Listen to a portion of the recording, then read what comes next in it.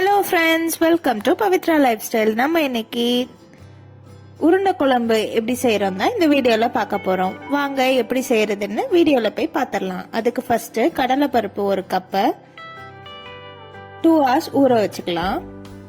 அதுக்கப்புறம் அதை மிக்சி ஜார்ல மாத்தி கொரன்னு அரைச்சி எடுத்துக்கலாம். ரொம்ப நைஸா அரைக்க கூடாது, இந்த மாதிரி கொரன்னு அரைச்சி தனியா எடுத்து வச்சுக்கோங்க.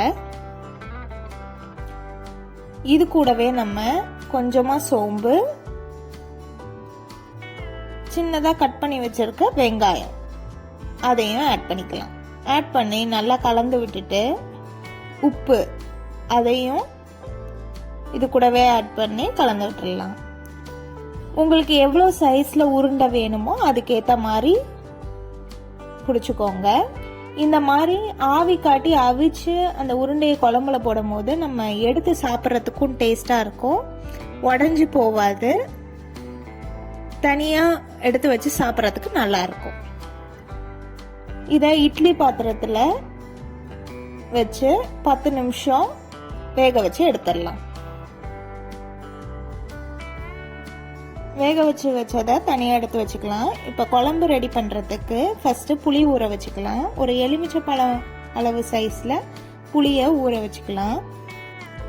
அரைக்கிறதுக்கு தேங்காய், வெங்காயம், சீரகம் இது எல்லாத்தையும் மிக்சியில் அரைச்சி தனியாக எடுத்து வச்சுக்கலாம். இது செய்யறதுக்கு 2 வெங்காயம், 2 தக்காளி, கருவேப்பிலை இது மட்டும் இருந்தால் போதும். இப்போ கடாயில் ஒரு 2 டேபிள் ஸ்பூன் அளவுக்கு ஆயில் ஊற்றிக்கலாம். கடலெண்ணெய், நல்லெண்ணெய் யூஸ் பண்ணுங்க, டேஸ்ட் சூப்பரா இருக்கும்.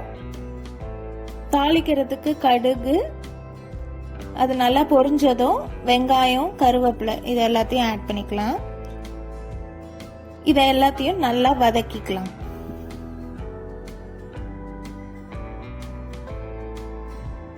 வெங்காயம் நல்லா கலர் மாறி வந்ததும் தக்காளி ஆட் பண்ணிக்கலாம்.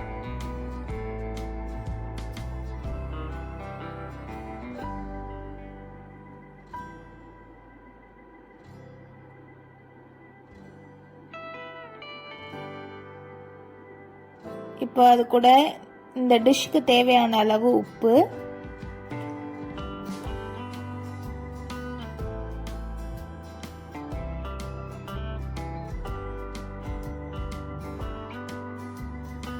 நல்லா வதக்கி விட்டுடலாம். நான் குழம்பு மிளகாத்தூள் யூஸ் பண்றேன். 3 டீஸ்பூன் குழம்பு மிளகாத்தூள்,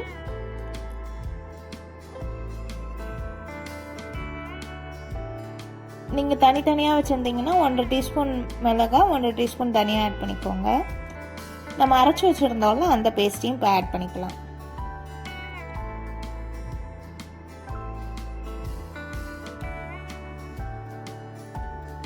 மிக்ஸி ஜார் கழுவி தண்ணி ஆட் பண்ணிட்டு நல்லா கலந்து விட்டு கொதிக்க விடலாம்.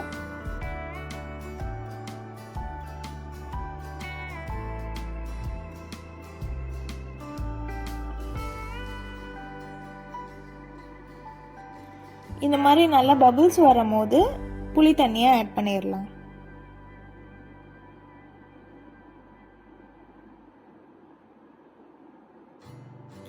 அதுக்கப்புறம் உங்களுக்கு குழம்பு எவ்வளோ தேவையோ அதுக்கேற்ற அளவு தண்ணி ஆட் பண்ணி அட்ஜஸ்ட் பண்ணிக்கோங்க.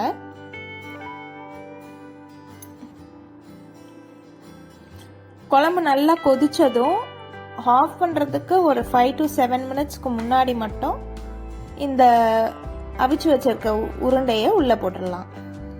உருண்டையை போட்டதுக்கு அப்புறம் ரொம்ப கலக்கக்கூடாது,